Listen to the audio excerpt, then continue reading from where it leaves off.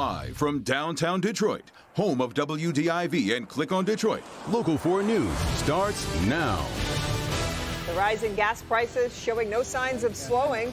Now the president is promising action, but Governor Whitmer and others are asking for even more. Today's move by the U.S. to ban Russian oil imports is driving prices to record highs. In a moment, we're going to look at what that means for the auto industry, but first, the latest developments. Right now, the national average price for a gallon of gas is now at a record of $4.17. And to counteract the surge in prices, Governor Whitmer and others are calling for a repeal of the 18-cent per gallon federal gas tax. Today, President Biden says he'll do everything he can to minimize what he's calling Putin's price hike, including releasing more of America's own oil supply.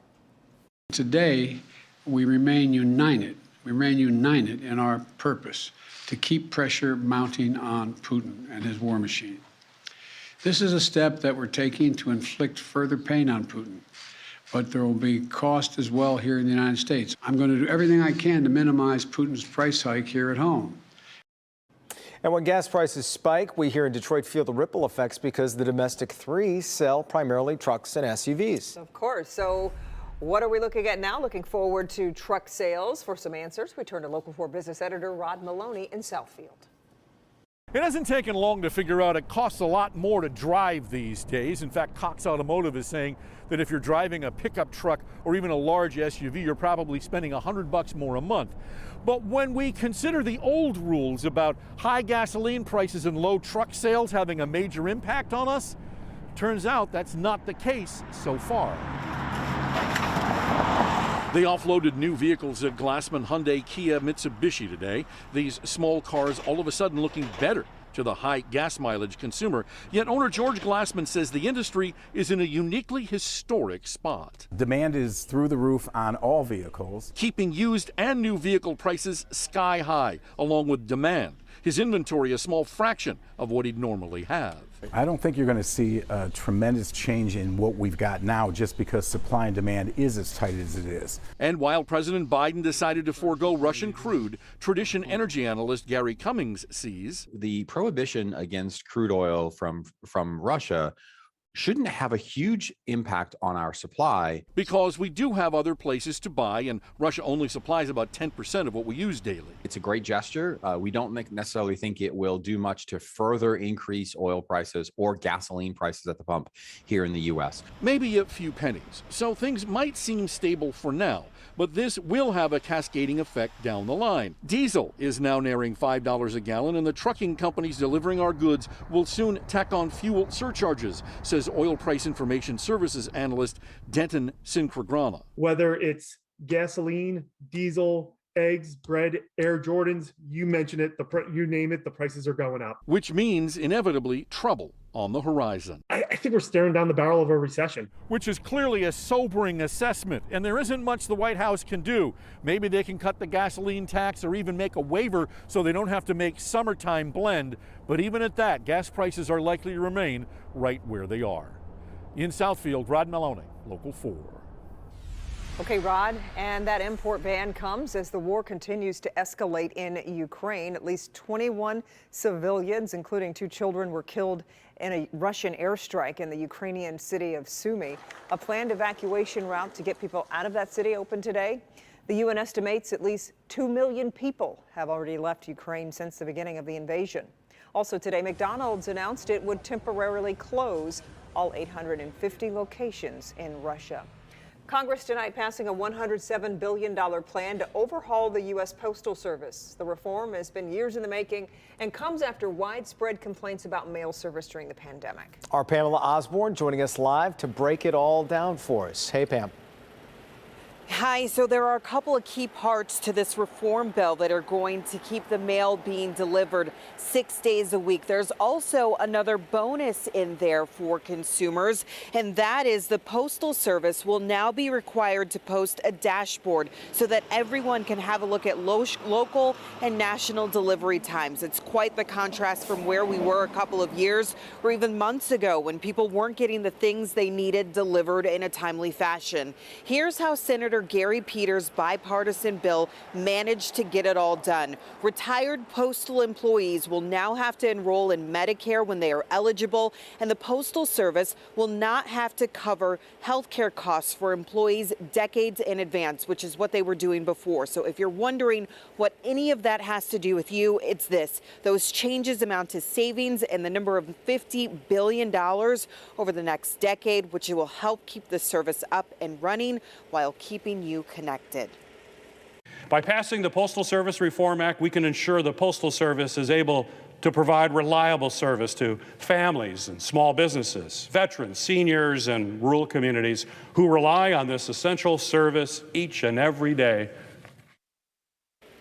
So the talk on cutting back on those services is a thing of the past now, no longer the case. This bill is moving on to the president's desk after passing in the Senate 79-19. Reporting live in Detroit, I'm Pamela Osborne, NBC Local 4 News.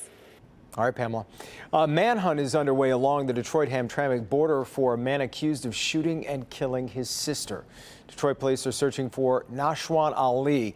Police say he killed his sister after being thrown out of their house on Bloom Street earlier this afternoon.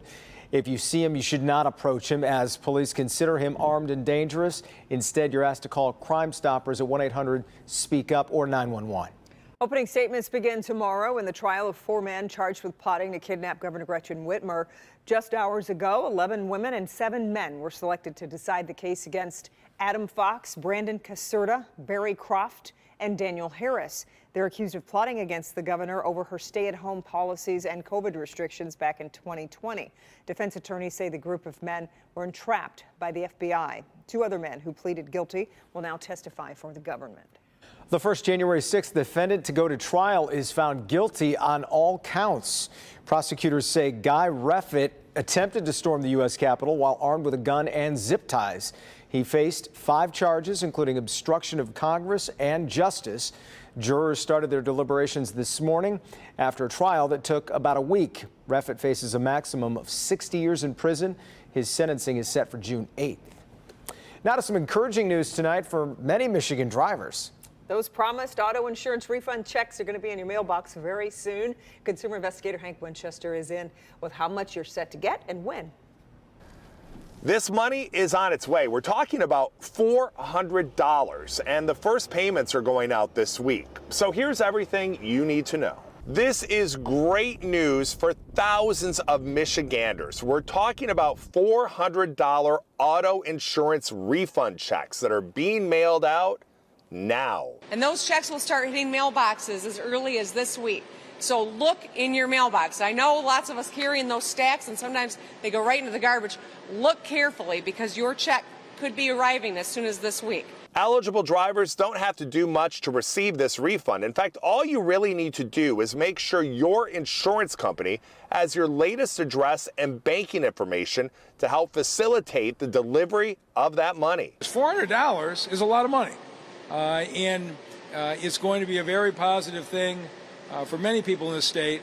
The goal, to help people out financially. We're all paying more for everything nowadays, and this money will mean a lot to a lot of people. Oftentimes I'm left wondering how we'll make it through till the next month. So to my family, $400 is a lot of money right now. Every driver of a car, a motorcycle, an RV who was insured by 11:59 p.m. on October 31st eligible for that direct refund. These resources can really help Michiganders who need to make purchases from everything from school supplies to taking a camping trip to buying a new appliance or paying for childcare. As I mentioned, that money now being sent out to people all over the state of Michigan. But here's an important date to remember, May 9th. If you don't receive your money by May 9th, make sure you contact your insurance company to find out what is causing that delay. We're here in Detroit tonight. I'm Hank Winchester. Help me, Hank. Local 4. All right, Hank. Yeah. After plenty of sunshine today, temperatures now, of course, drifting back below the Mendoza line, or we just call it the freezing point. That's right. Andrew, we'd love to get some more sunshine tomorrow, though. Well, some of that is coming back, thank goodness, and temperatures go way above freezing tomorrow afternoon. But as you know, it's still winter, it's still early March. We're used to this type of weather, right? We can certainly get through it. Temperatures will be on the colder side, but fortunately not as frigid as what we've seen over the past couple of weeks in previous instances. We're looking at temperatures tonight that make it down to the middle and upper 20s. We can handle that. Just make sure that the pets are back indoors. Make sure you have an extra blanket. Make sure those furnaces are working. You're all set. Temps down to around 27 to 30 degrees in our south zone. When you wake up on Wednesday morning, temps in the middle 20s in our west zone, west of 275 from Novi over to Livingston County. Same thing in our north zone, north of Hall Road. Temps down to around 24 to 27 degrees. Even the lightest breeze, though, will make it feel like it's in the teens. So make sure the kids are bundled up heading back to school. And if you're going to the bus stop, make sure you're dressed warmly as well. Currently, we're looking at 31 degrees, 1 degree below freezing, but at least it is dry. Mostly cloudy skies, no snowflakes out there at all. It's also that time of year with daylight saving time. No S, starting, and we spring ahead 1 hour this weekend, of course, before you go to bed on Saturday. And of course, we're looking at safety concerns as well. Always a good idea also to change all the batteries in all your smoke alarms, your carbon monoxide detectors, and alike. Overnight right now, we're looking at temperatures that go from where they are now, around 29 to 31 degrees in our north zone, 31 at Metro Airport, 31 over in Monroe, down to the 20s overnight. Now, breezes out there are rather light, anywhere from 3, 5 miles per hour, maybe 6 miles per hour, that's it. But it still makes a difference. Makes the 30-degree temperature feel more like 24 degrees. 21 right now is the wind chill if your skin is not protected. But as you can see, no snowflakes falling right now as we scan the skies with Storm Tracker 4, and that remains the case overnight tonight and throughout all day tomorrow. Sure, there might be a healthy amount of clouds overhead when we wake up tomorrow or much of the morning, but those clouds start to break apart during the afternoon, so we'll see a bit more sunshine before tomorrow is over with. And that will help boost our temperatures above 40 degrees. Today, we made it up to 40 degrees. There's a better chance of it making up to around 45. All eyes on Friday as well. Still talking about the possibility of snow from the morning into the afternoon. Right now, computer models are still coming into some sort of agreement that we'll see a few snowflakes at least during the day on Friday. The question is, how much? So far, it's very early, but so far it looks like it might be about an inch at the most. In case this does change, we're going to let you know right away. So tune in tomorrow morning, of course, on Looking For News Today, and throughout the day tomorrow and the rest of the week till we get closer to Friday. But so far, it looks like a manageable amount of snow, but still just enough to keep us on our toes. That's for Friday, the end of this week. No snow for tonight, though. Temperatures down to around 28 degrees, a little bit of clearing, but chances are we'll see some of those clouds come back after sunrise at 6:55. Mainly for a brief period of time by mid-morning and also around noontime before they break apart once again during the afternoon. Notice the temperatures tomorrow are higher than today. 40 degrees by noontime, 43 for a high. The average high this time of year is 43 degrees, so slightly above average for tomorrow. 42 degrees on Thursday, another dry day, an excellent car wash day, as we say. That chance of snow on Friday once again, and that snow is the leading edge of some colder air. So when we spring forward this weekend, we need to grab those winter coats again. Morning low temperatures in the teens and 20s, high temperatures only around 30 degrees with a few scattered flurries on Saturday. Little sunshine coming back, middle and upper 30s on Sunday. Then we're looking at a nice rebound in temperatures early next week, back into the 40s to around 50 degrees next Monday and Tuesday. Okay, Andrew, thank you.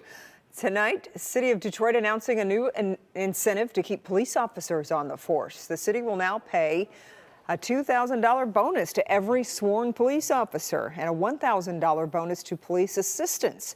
The initiative will be paid for by the Federal American Rescue Act funds and the city's general fund. Chief James White says 19 police officers have left this year for other departments, while 103 officers quit in 2021. I hope that this incentive program that is being implemented will curb the alarming number of officers that are leaving. They have stuck here through times where it was difficult. They have stuck here where pay rates are not commensurate to other municipalities, not just nationally, but locally. City says the bonuses do not have to be repaid if officers leave the department. A judge declines to reinstate a Ferris State University professor who made a profanity-filled video to students. Barry Miller was suspended in January for the 14-minute video where he used profanities and made a sexual reference. Miller claims his free speech rights were violated when he was banned from teaching history at the school. A federal judge Monday turned down a request for a preliminary injunction. The University of Michigan removes a former football player's protest encampment. Former star running back John Vaughn says the university removed his camper and other items that were outside the home of the university's president, and they'd been there since last October. Vaughn's been protesting against the school's handling of sex abuse allegations involving the late Dr. Robert Anderson. He's one of more than 1,000 victims who say they were sexually abused by Anderson over more than 3 decades. Earlier this year, the university announced a $490 million settlement with the victims. GM wants its electric cars to do more than drive. The automaker is launching a pilot program in California to make its EVs capable of powering a home if there's a power outage or grid failure. GM is partnering with Pacific Gas and Electric. The pilot program is starting small, but GM hopes to include more customers by the end of the year. Ford has similar ideas. Its new electric F-150 Lightning has the ability to power a home. That truck comes out this spring. With a frunk. Don't forget the frunk. Love the frunk. My favorite feature of that truck. The Detroit branch of the NAACP hosted its kickoff and passing of the gavel ceremony tonight. The ceremony is to launch the 67th annual Fight for Freedom Fund dinner. The 2022 dinner chairs were announced at Rooster Tail in Detroit with both Mayor Mike Duggan and Reverend Wendell Anthony in attendance. The Fight for Freedom Fund dinner will be held May 1st at Huntington Place in downtown Detroit. That's the former Cobo Hall, as you know. Mayor Mike Duggan was also at tonight's event. Tomorrow night, he will be delivering his annual State of the City address. You can watch it live right here on Local 4 and clickondetroit.com. Our coverage of that starts at 7 p.m. We're just moments away from Local 4 News at 11. Here's a look at what Mara McDonald is working on. I want to show you something. Take a look at this photo and take a look at those braids. Those braids are being used as a reason for kicking an 8th grader out of school. That's according to her mother, who wonders what's really going on behind the scenes. And according to the Archdiocese tonight, yes, there are things going on behind the scenes. They just can't talk about it. Okay, Mara, also tonight, this husband being called a hero tonight for the way he protected his wife from a deadly tornado. Plus, a big announcement from Apple announcing a budget iPhone. We'll tell you how much it's going to cost.